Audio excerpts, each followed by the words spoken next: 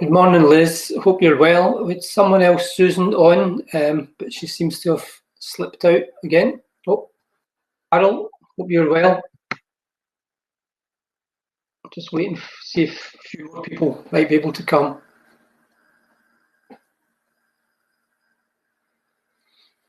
A cold night last night. We had our rabbits brought in for the first time in weeks. We bring them in if it's sub-zero. This morning was a beautiful morning. Morning, Patricia. Hope you're well. Just wait 2 more minutes to see if anybody else will come along. Oh, no problem. That may be a signal problem, Patricia, slipping in and out there. Yeah, it is a beautiful morning. Thanks, Liz. I was up early. We've got a little, as you may know, outdoor camera, and there's a badger set nearby, and we go there most days, and we capture pictures of badgers coming in and out their holes. But this morning we only got 2 little clips, just a couple of seconds each, but they were both of a deer, and they were 6 hours apart, so probably 2 different deer. And this is just literally in the outskirts of Hamilton near Carrigan's. It's fabulous to know, that there's such wildlife around, and they're becoming more visible, obviously, with humans taking a back seat. So.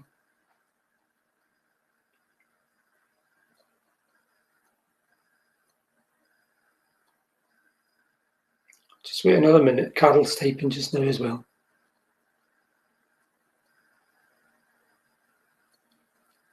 Yeah, it was originally just for sent out by the carers, and normally we get loads of people coming to, as you probably know, but not many this morning. So Morna just sent it out as a reminder to other people to say, this is available if you're able to come along. And it was short notice, but better than none. So let's start with a wee practice, just to get this right frame of mind. Good morning, Roger. Hope you're well. I was literally just about to start practice there, so perfect timing. Sit with our feet flat on the floor, hip width apart. Small of the back in against the back of our chair. Back nice and upright, so you're feeling alert and alive to the day, even if you're feeling tired or weary. Just almost imagine it, that you're clear-minded. One hand on top of the other, thumbs gently touching, placed in your lap. Head dipped down a little, eyes gently closed. Just notice your eyes, the lid's closed. And then take your attention to your eyelids. Just notice the eyelids peaceful. Almost as if you literally rest your attention on your eyelids. Just like you rest your head on a pillow, because the pillow is soft. You rest your mind, your attention on the eyelids, because the eyelids are peaceful.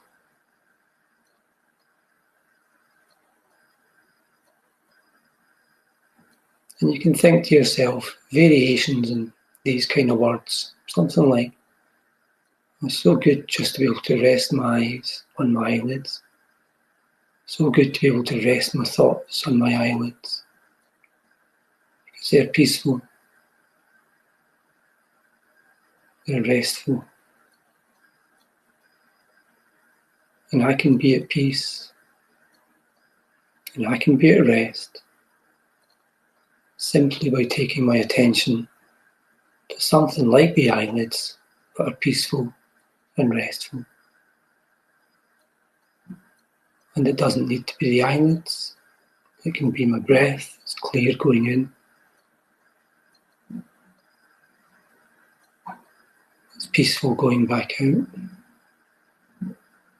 It can be my feet on the ground, which seem stable, strong, connected. It can be the sound of bird songs. It can be the sound of one of your favourite songs. Just takes your attention to somewhere better, happier, more peaceful. And this is not escaping from reality. This is just changing reality. Because the feelings that you have normally created by the mind, which are usually negative and reactive, are also not reality. Reality is in the mind of the person that's experiencing it, so you can choose your reality. And their attention is on the eyelids. And the reality is they're peaceful. Therefore, we can be peaceful.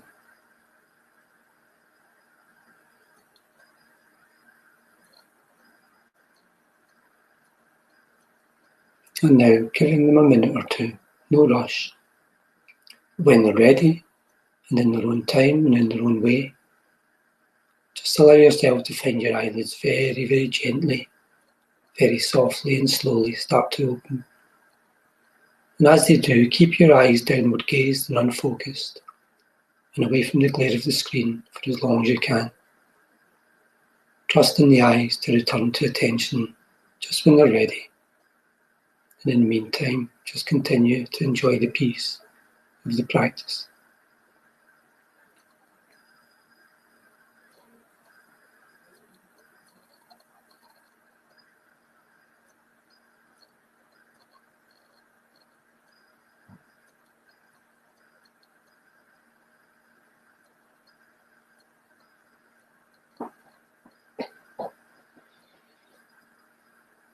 And just sit back and relax. Karen, I hope you were able to catch a little bit of that. I'm not sure when you joined. My eyes were closed, obviously. Just take your time. Good to see you, Roger, and I hope you're bearing up and keeping well. Okay, so it's about bereavement and grief, and they are unique mental experiences, emotions, feelings. However, you can take the same lesson and adapt it, obviously, to other states of mind, other positions or situations you may be in, other feelings. Because I know that feeling, Karen, technology problems. Yeah. Normally, as probably some or most of you might know, I try to do a Facebook live session at 11:15 and 8:15 in the evening, and there seems to be a common problem that eventually hits a lot of people, that you try to do your normal recording and it comes up, your browser can't access your camera because you've not got the latest version of Chrome or Firefox or whatever. So you get the latest version and it makes no difference. So there's hundreds of thousands of people online complaining about this. So that's my situation just now. So literally before I came on to you guys, I recorded a thing on my own camera here, and so it's pre-recorded, ready for the same times. So yes, technology is one of two things. Well, one of three things. Firstly, it's amazing, and we should not forget that doing what we're doing just now, however imperfectly sound or vision or maybe interruption, is just the most amazing technology. And we should try with mindfulness to be grateful for what we've got. And we have got so much. We've got 1 million times more than most of human history has ever had, down to central heating, head in a pillow, the existence of a pillow, a mattress, proper mattress, food available to us for most people, not all, and clothing, everything. So mindfulness is just notice these things. Pictures behind me, I always refer to them, but that's my Polish ancestry, except for the picture of my mum and dad in the middle. And almost everyone in that picture either died, murdered in the Second World War, died of starvation, died in the resistance, separated from their family for years, not knowing if they were dead or alive. And we complain about lockdown. It's a state of mind.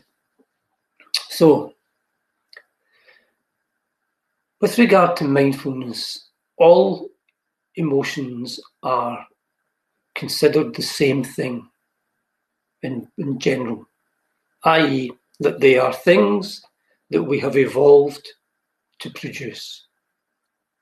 Sometimes produce under no cause or after no cause, sometimes produced as a result of an obvious cause. Somebody says something insulting to us, we get angry. That's an obvious cause. But we can wake up depressed, we can wake up gloomy, we can wake up happy, and with no causes, not good dreams, not bad dreams, not a bad day yesterday, just waking up with worry or anxiety or whatever.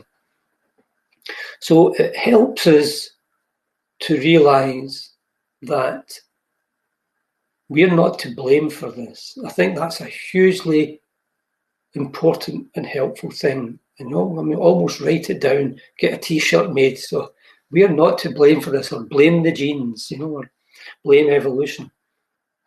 Because we didn't choose it, and most human beings, if they were, say, intelligent and clear thinking, and then they went into the emotional equivalent of a mobile phone shop, said, well, which emotions do you want here? There's this angry one. It means that you get really, really unhappy and hate somebody you like because of a tiny thing they said. Do you want that one? That's its features. It's like, well, no way. Here's one that keeps you calm when difficult things happen, which helps you think things through better, make better decisions. You say, well, I'll have one of those. But we didn't get that choice. We almost got just I was going to show my age there, like the lucky bag. You put your hand in and you pull out and you don't know what you're getting.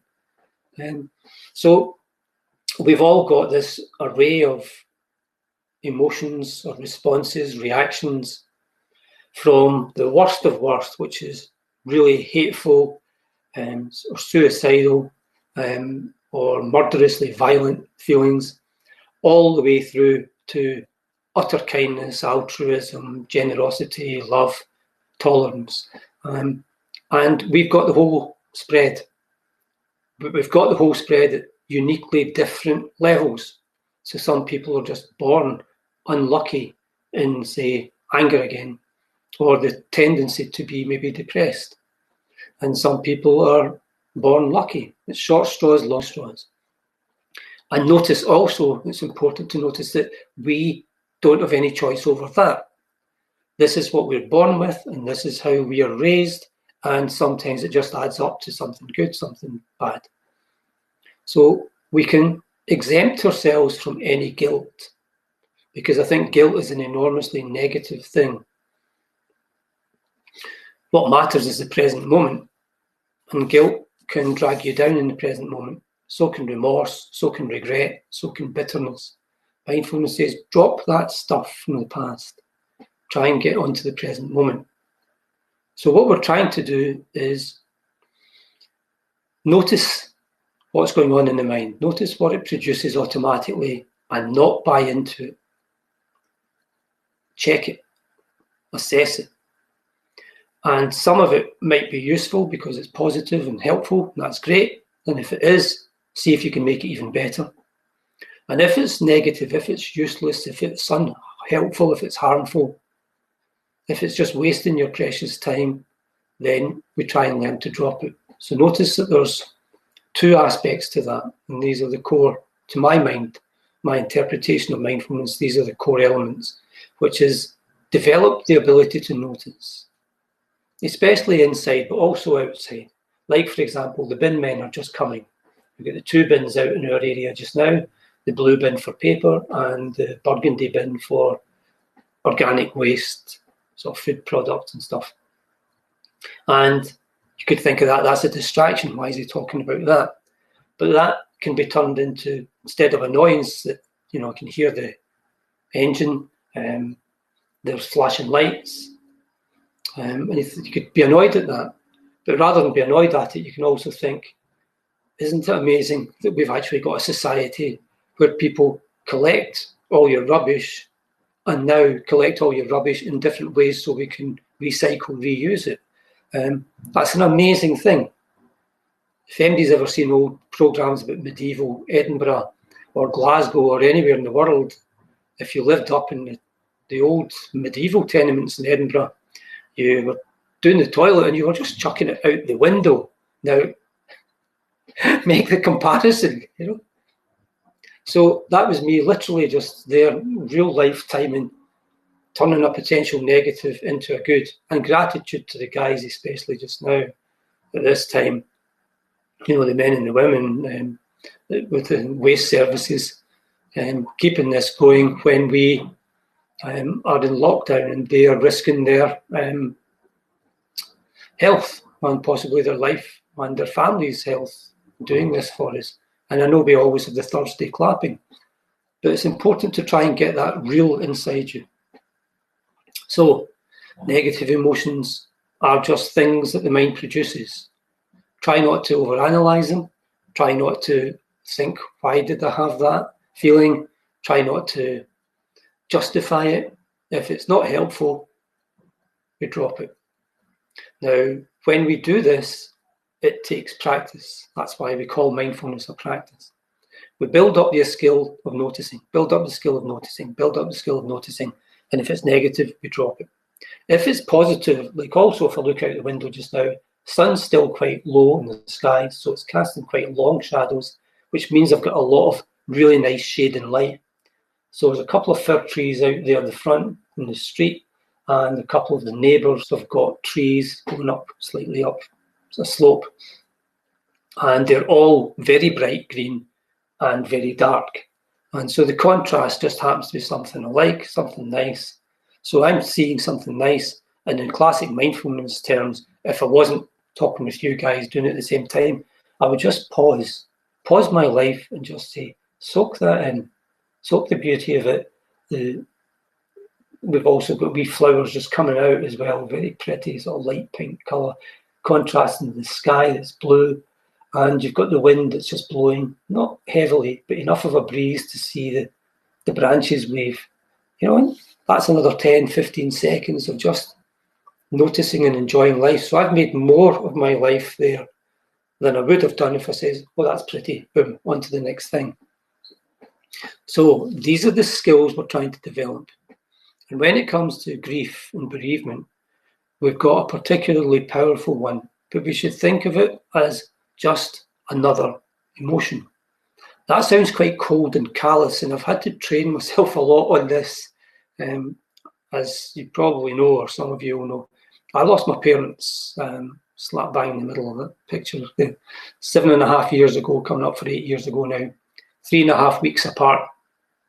That was my first real loss since my granny died when I was just a child at 9, so I didn't really understand it properly, though I really liked her.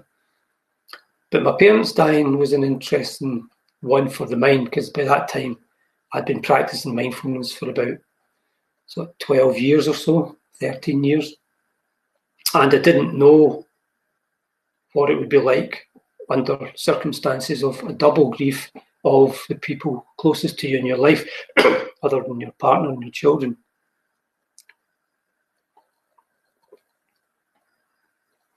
And what I noticed was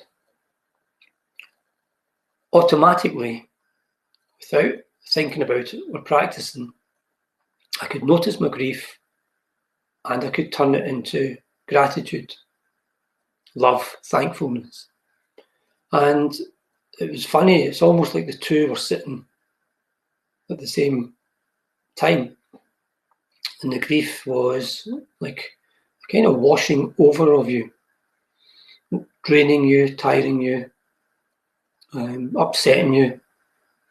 And if you let that go too much without keeping a check on it, it can feel like it's drowning you and you're going down and down and down.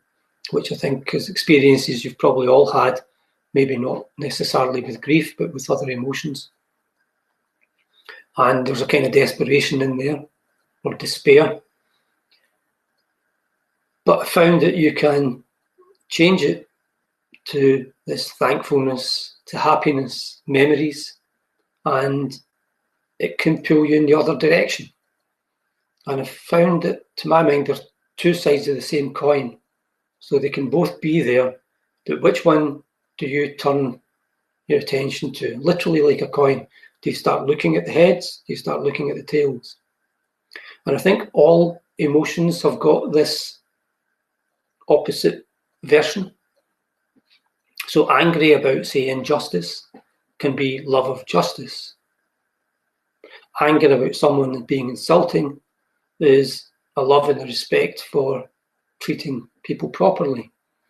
And we can turn, because they're related subjects and themes, you can turn the one into the other. And as with all things in mindfulness, the more powerful the emotion, the more raw and, I guess, ancient the emotion, the harder it is to do. So it takes practice and practice and practice. And by a strange twist of fortune, I've had a lot of practice recently in this grief stakes. So first I lost my brother a year and a half ago in December. Younger brother, David, lung cancer, 57 years old. I'm one of 10 children, so big family. This was the first one of us to go, and therefore it was a big thing, even by losing a sibling. Normally it's the first of us, and a younger one. That sense of unfairness, too soon. Hi, Susan, hope you're well. And then 6 months later, my elder sister died, 67, still young. Kidney cancer after 10 years of it. And then in November, my Aunt Danka, closest aunt to me, and there's a couple of her pictures up there. 15 years old, 3 stone 12, in a slave labor camp in the Soviet Union, and just a beautiful human being. So that's 3 people in a year, 3 people I really, really love dearly and still miss their presence. And then my last remaining direct aunt, my Aunt Frances, just died 2 weeks ago. So 4 people, and I've been not caring for my Aunt Frances, but she's in a home, but being the person who's responsible for her, next of kin, and looking after, making sure that everything's well in the care home, and they were great. But that's 4 people now, one on my dad's side, one on my mum's side, and 2 of my brothers and sisters. And my wife, 2 cousins die since January this year as well, just the last couple of months. So deaths around me just now. And we joke about don't put the black suit and the tie away. You might be needing it again. And mindfulness says it's not disrespectful to be happy despite somebody you love dying. And this is culturally a bit of a jar effect, because it sounds unloyal or disloyal. It sounds uncaring or cold. But you ask the person who you've loved who has died how they would want you to feel, and we all know the answer to this. Everybody always says, they'd want you to be happy. Well, don't disrespect them. Be happy. You'd want them to be happy if you died. If I died, I wouldn't want my wife to be in misery. I wouldn't want my kids to stop being happy in their life. So we've got this cultural thing that says you must be mournful, you must be grieving, you must be unhappy. And that's just emerged because we've evolved to be those things. And therefore, if you're not those things, you're somehow not normal. But we don't have to be like that.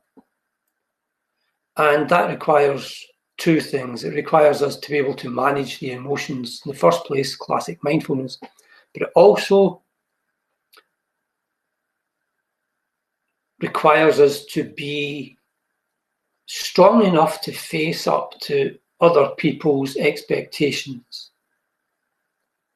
You're not alive to live to other people's expectations. You're not alive to live in adherence to the culture that we happen to be born in.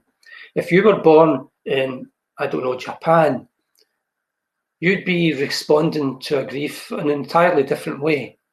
If you were down in Nigeria, you'd be doing different again. So we are conditioned, we're brainwashed, not in a negative way, we just are literally conditioned to respond in certain ways to certain things. So when my Aunt Frances died, she was Catholic. I'm not, I don't have any faith. But she was Catholic, but wasn't allowed a Catholic funeral because of lockdown. So a lot of my cousins who remain Catholic felt that was somehow of a loss, for her. But what do? People have an immediate expectation of what a funeral should be like, what grief should be like, what your response to things should be like. But you're only alive this once, or my view of it is you're only alive this once, and you're certainly only this version of being alive once.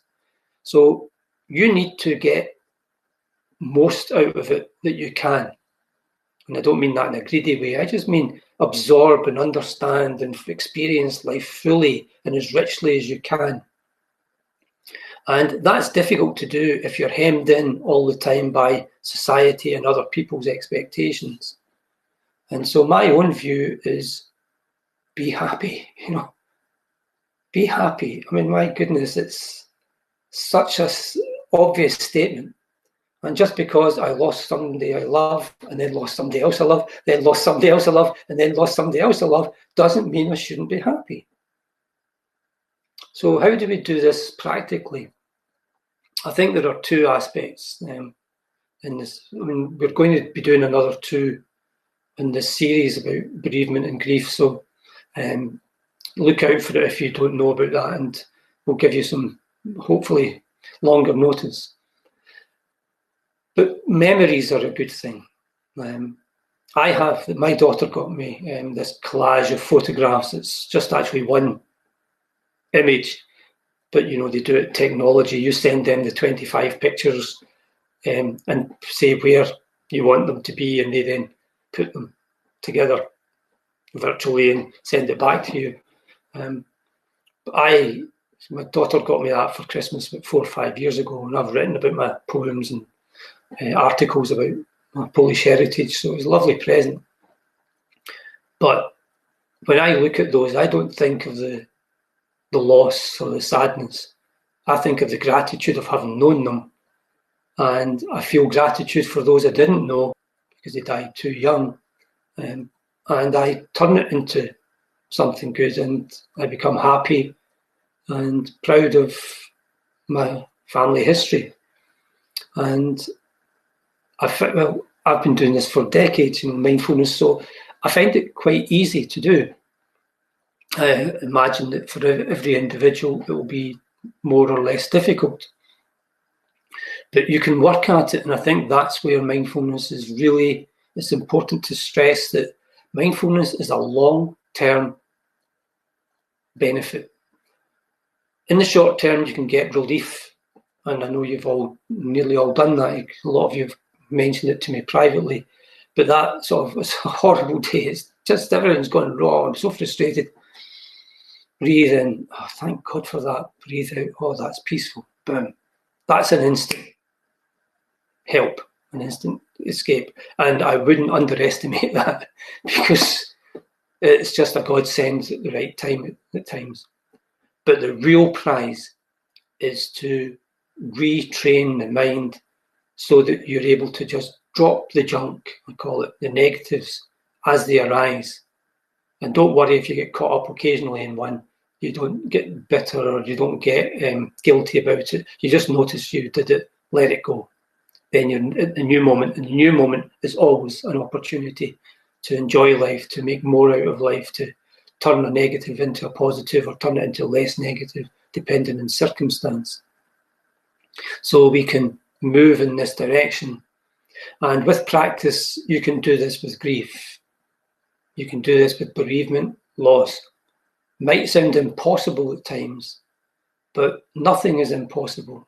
I mean, well, most things are achievable. My dad had typhus, dysentery twice, malaria, all in the same year. He could put his hand round his thigh, touch his thumbs. He was so skinny. And he lost his mother by starvation, lost his father in the resistance, didn't see his father for the last 3 years of his father's life because my dad was in a camp, labour camp, couldn't go back to Poland, lost his house, lost the farms that they owned, lost everything. And yet he went on to have 70 years happy life in Scotland. So don't ever allow your mind to tell you that you can't do this stuff. You can do most things, almost anything, mentally certainly. So this is doable. Mindfulness is doable, even with the most deep grief that you may have, or the most deep depression or frustration. It's all just deprogramming the mind negatives, reprogramming into positives. But I don't mean in a sort of shallow positive thinking, you're pretending it. You're just slowly but surely building it back up. And this is the way I consider the mind, is that it's like a scales, the old weighing scales where you put 2 pounds on one thing or a kilogram on one thing, and you have to balance it up with a kilogram of the other. We've got negatives on one side of the scales and we've got positives on the other side of the scales, and these are mental traits. And the negatives, roughly, in an average person, are 3 times heavier than positives. And there's also 3 times as many of them as the positives. So they weigh more and there's more of them. And psychologists have generally worked out that. So there's a 9-to-1 ratio. The likelihood of us being negative to positive is 9-to-1. So, if this was in a bookie's office and you had your odds on whether a person's negative or positive, you'd be saying you're 9-to-1 on being negative and you're 91 against being positive, something like that. 3-to-1 versus 1-to-3. Anyway, the weighting is against us. And grief and bereavement are just one of those weightings, probably big, heavy ones. And what we're trying to do with mindfulness, slowly but surely, is start to take the weights off the negative. And the way we do that is when we notice them, we gently let them go. We don't indulge them. We don't get caught up in them. We don't get drowned by them, if we can. And we don't get annoyed if we can't, because getting annoyed is just another weight being added on. So we slowly but surely try and let them go. Different words you can use: eliminate them, evaporate them, let them dissolve, so that they become less weighty in us. So we're trying to get rid of what's already there as a powerful negative in our life. We're also trying to stop new ones coming in for the future. So when we notice them, we gently try and just let them fall away. It's almost like they're going to go into what I call a negative bucket, and instead you're just gently just shooing them so they fall out of the bucket. They don't go into the bucket and they fall away into the outer space. So it's eliminating what's there. It's stopping or preventing what's possibly going to come into negatives. And then you've got the other side of the scales, the positives. What can you produce in any moment that's positive? So I know I do this a million times, but I pick up the glass. Water, it's not Jack Daniels, although That's what it says. And feel the glass, beautifully smooth. That's a positive experience. Just changed hands, felt the coolness of the glass in the other hand. That's another positive experience. Look out the window, sun still low, light and shade, another positive experience. Put the water to my lips, cools down my lips, positive experience. Water in my mouth, beautiful sensation. And then it lubricates it, cools it down, swallow. So that's 5, 6 positive experiences. And I try to pay attention to those so they become bigger in my mind. So it's more going into the positive bucket. And when you do that over time, and it depends on the individual's mind, and your genes, whether you're lucky or not lucky, whether your life experiences have been fortunate or unfortunate, that you slowly turn this around. You change the scales from the 9 to 1 to maybe 8 to 1, 7 to 1, 6 to 1, 5 to 1, 4 to 1, 3 to 1. And it doesn't really matter, it's not like the coronavirus, the updates, the briefings every day. The actual numbers don't matter. What matters is, can you do this mindfulness stuff both formally, like we're about to do again, we sit and practice, and informally by noticing things and changing your state of mind moment by moment by moment? Can, through those methods, you tilt the balance slowly but surely? And it doesn't really matter, we'll never know the degree to which we tilt the balance. You'll feel the difference over the long run, but you won't know exactly, and it doesn't matter what happens. What matters is the direction of travel you're going in. And the direction of travel is the stuff that's already in there, the genetic stuff, the life experience stuff that's negative, is slowly withering away or being dumped. You're not allowing much more, if any, new negatives to come in, and you're trying to make as many positives arise from your life experiences. And if you do that, the stats don't matter. You're moving in the right direction most effectively as you can, and you can't do it any more than you can. And if you get negative or angry at yourself for not doing it more effectively, you've actually just put more in the bad bucket. So it's important to just let things be. If you've screwed up, just let things be. If it's somebody you've upset, give them a cuddle if that's appropriate. You say sorry, you try and make things better. You say, do you want a cup of tea, you want a cup of coffee? And you just go on then. And life is just getting on with trying to see what's good in life and make the most of it while dumping the junk. Hope that makes sense. And with regard to bereavement, the two classic ones are happiness at memories. I was thinking my Aunt Danka just now there, because she was the most recent of the closest to me, and I went to see her every few weeks and asked her about her whole life, and an amazingly vibrant woman. And so I'm having happy memories, literally, as I'm speaking to you about it. I could be crying my eyes out. It was only 5 months ago she died, and she was a pivotal person in my life, all my life. But no, I'm having happy memories.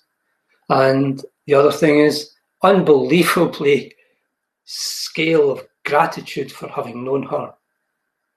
Just makes me smile and just think, God, how bloody lucky I am to have known somebody like that.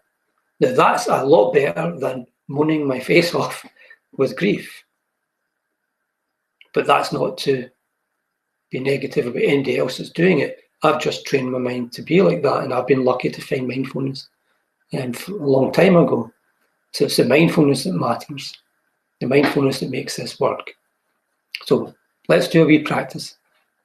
If you can sit with your feet flat on the floor, hip width apart, smother the back in against the back of your chair, back nice and upright, feeling alert. One hand on top of the other, thumbs gently touching, placing your lap. Will stand up just to show what that looks like if I can get my hands. Okay, that's not crossed over. It's one on top there, and then just placed in your lap. Don't worry too much about that. I'll explain a wee bit more in a second. Then just head dip down a little, eyes gently closed. Now, just in case any of you haven't heard me explain why we sit this way, a couple of caveats first of all. If you're doing this on a couch or a bed, don't worry about changing. Don't rush about. Just wherever you are is fine. But generally speaking, a kind of normal dining room, kitchen chair that's got straight upright is best. As long as it's got a wee bit of cushioning or shove a cushion under so that you're comfortable. And the reason we do it this way is firstly the feet low enough to get flat on the floor so that we're not stretching the legs so that they don't feel uncomfortable. Because if they feel uncomfortable, that becomes a distraction. So we're trying to make everything stable. It's the same with the hands. The hands are placed like that in the lap so that they don't get uncomfortable and they don't become a fidgety distraction. The back's nice and upright, but relaxed so that the air can flow in and out, because we'll mostly focus on breathing. The eyes are closed to get rid of what we see as a possible distraction. Now, all that said, if you suffer from anxiety, you can do this eyes open, or you can self-manage by closing and opening the eyes. Opening the eyes when you feel a bit anxious, closing the eyes when you feel stable. And that works well for some people. And if you've got any disability that prevents you from sitting comfortably this way, just adjust it to suit yourself. So nothing mystical or weird about why we sit a particular way. It's all about sitting effectively to notice, because that's at the core of mindfulness. So let's start by seeing if we can adjust the mind just now. Play a wee trick on it that we know from science. The mind is susceptible to change through words and images. So we can use that to try and trick the mind into a better space. So imagine that your attention is at eye level, and it's like a long, thin, cigar-shaped cloud going right across the eyes and sticking out either side of your temples. And it feels clear, and it feels light. Now it starts to get lighter, and lighter, and lighter. And because of that, it starts to slowly rise upwards, up past the eyes to the eyebrows. Now up, slowly through the forehead to the hairline, then up through your hair, and then it's free from your head altogether. It keeps rising till it's about 6 to 9 inches above your head, and there it comes to a very slow, gentle stop. So now your attention is above your head, so it's got a better view of everything, even with the eyes closed. So it's a clearer view, and therefore your mind is clearer. It's also a lot lighter because it is so light to float up there. So there's no effort needed for you to keep your attention clear. So your attention is therefore clear and light. And notice we used visual for that. And we used words, clear and light. And these are tools we can use to help us in our mental life. Now just gently take the attention back down into your own mind, into your head.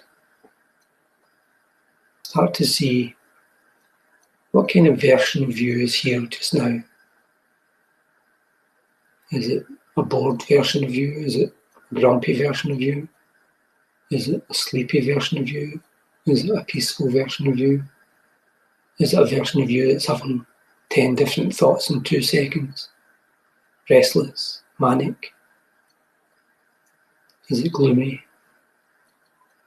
Is it kind? Is it smiling? doesn't matter really what you're noticing just now.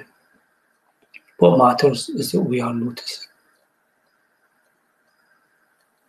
And this is mindfulness of the mind, or mindfulness of the contents of our mind. In other words, we are deliberately looking in to check out our own mind.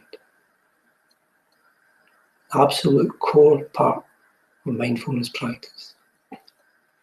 If we don't know clearly what our mind is producing, it can be doing all sorts of stuff that harm us, hurt us, affect us negatively, or affect those around us negatively.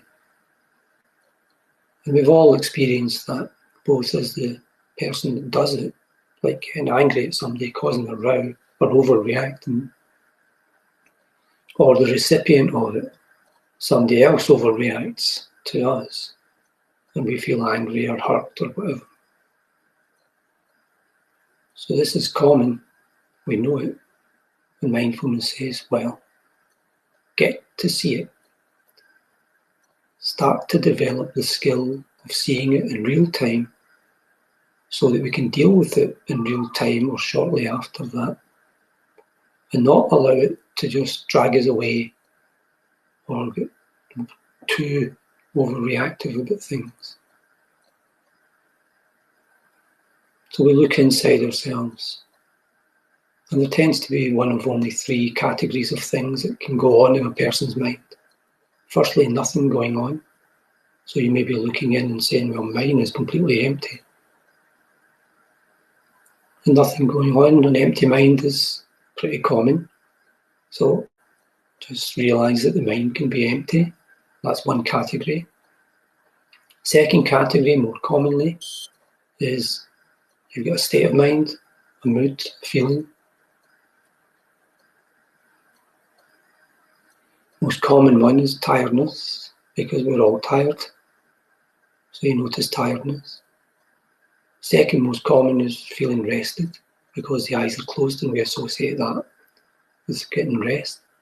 So one is negative, being tired, the other is positive, being rested. But they're versions of the same thing. There's loads of other emotions, states of mind you can have. A state of mind is stable and it hangs around. So it's not like a fleeting reaction. That comes in a second. It's about strong, stable feelings, like feeling down, that feeling kind of down or moody, or what the Americans sing about, the blues.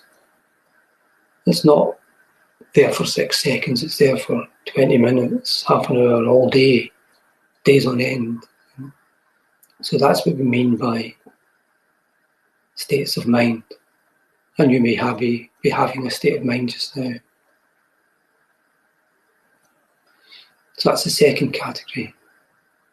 Emptiness of mind, then states of mind. Third category is that sort of jumble collection of everything we think about the mind. Thoughts, emotions, reactions, overreactions, ideas, opinions, responses. They last a short period of time, seconds. So it's like someone says to you in happier times when there wasn't lockdown, do you want to go out tonight? Say, oh yeah, why don't we go to so-and-so place? Well, maybe we can get a carry out.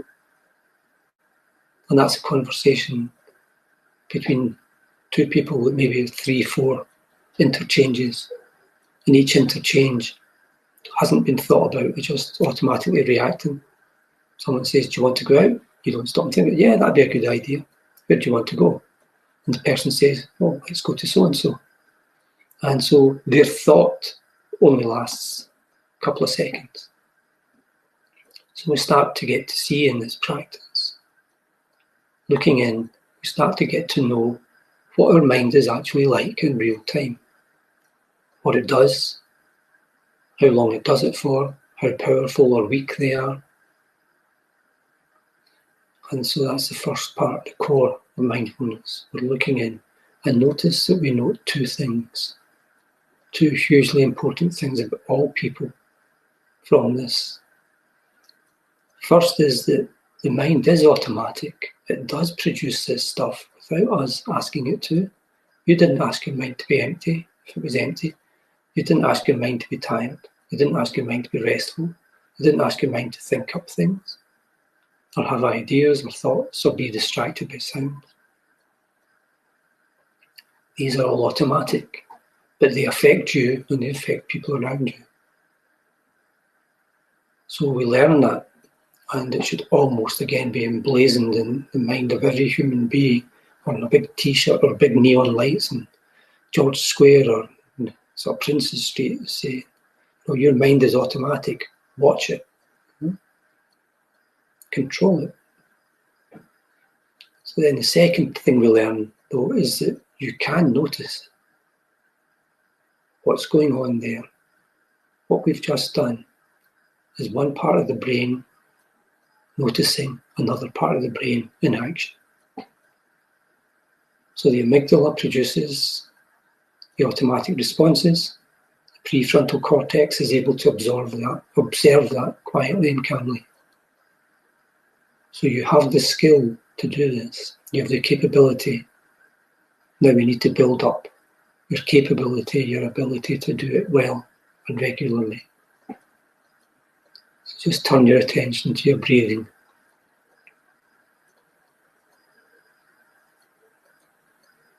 Feel as if the in-breath is something completely new to you. As if you've never experienced it before. Slow it down, to look at it more closely, to feel it, feel all those sensations, and let it go a wee bit more deep than normal. And notice how enjoyable it is, how peaceful, how pleasant. And the out-breath, very different. Again, slowing it down, letting it go all the way out. Very, very quiet, very peaceful, nothing sharp or powerful about it. So you've got two almost opposite experiences within a single breath. Clear and fresh going in, quiet and peaceful going out. Now this is developing your concentration, your ability to stay on something rather than being distracted. And if you do get distracted by thoughts or sounds or whatever, it doesn't matter. We don't get annoyed at being distracted because that's just another distraction, another unwanted thought. Instead, we notice we're being distracted and we just gently let go of the distraction, take the attention back to the breath. And this is how we develop the practice of mindfulness. This is how we learn to deal with negative emotions. We notice them, we drop them, we take the attention somewhere better. And the breath is a really handy place for most people, not everybody, but for most people to go to first with a negative emotion like grief or bereavement. Breathe in and just think, that feels so good. It's clear and it's fresh, and it makes me think it's good to be alive, which is the opposite mood or feeling than grief or bereavement. You breathe back out. Think, that's so peaceful. It's okay for me to feel peaceful despite my loss. And you can just make up these words as you go along.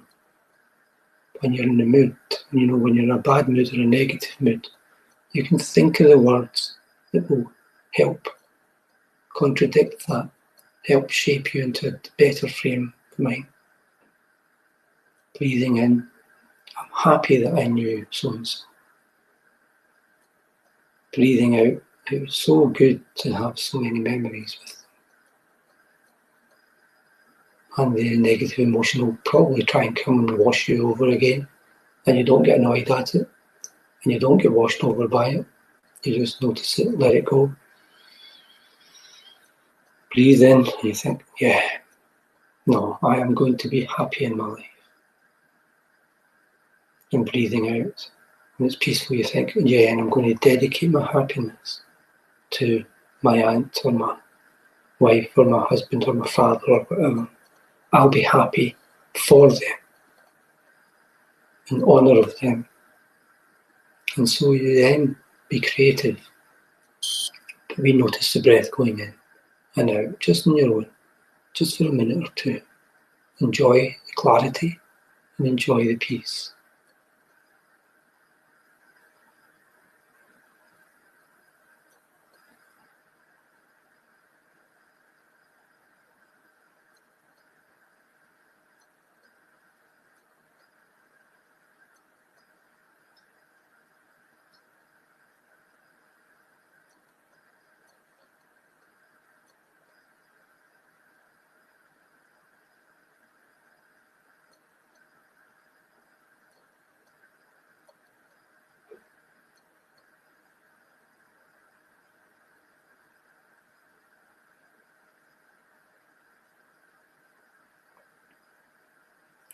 Now just take your attention gently away from the breath. Take it up to your eyelids. Notice your eyelids at peace. Be at peace with the eyelids.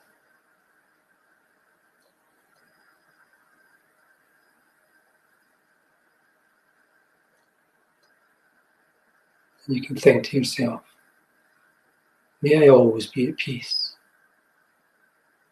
It's not that that's going to happen or any time soon, but even wishing it strengthens it inside you. May I always be at peace.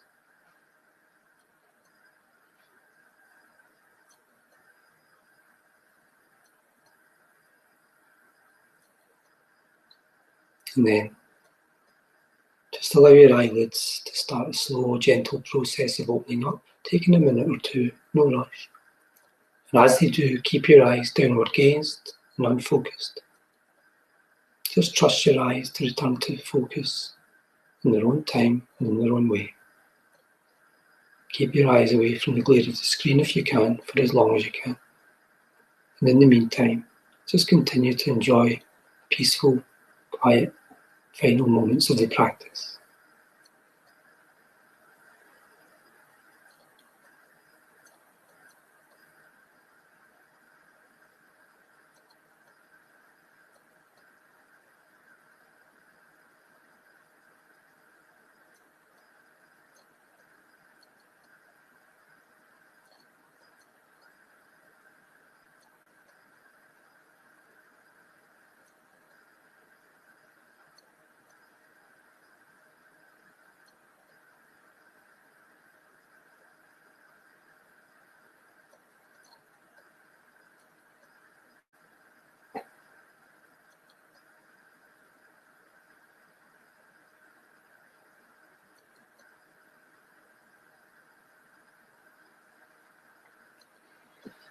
Okay, that's me out of my practice.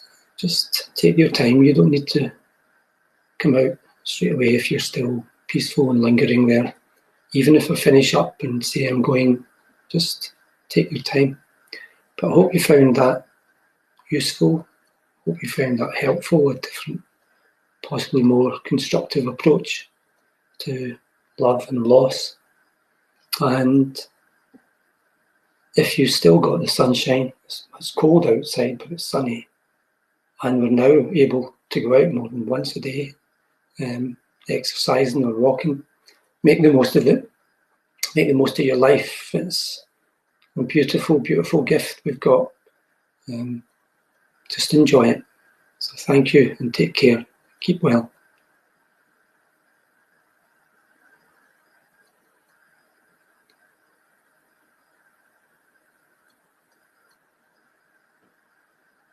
Thanks, Liz. Bye.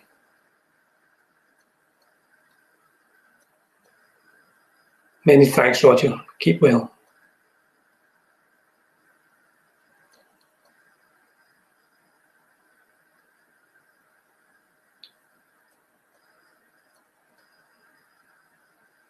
Thanks, Carol. Have a lovely day. And thanks, Kirsty. You too. Take care.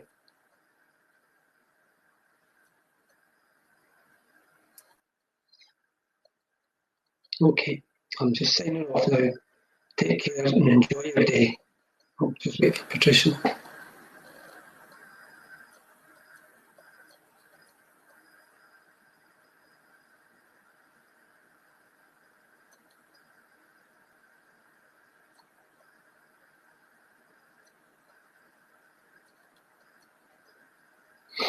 You're welcome, Patricia. Keep well. See you.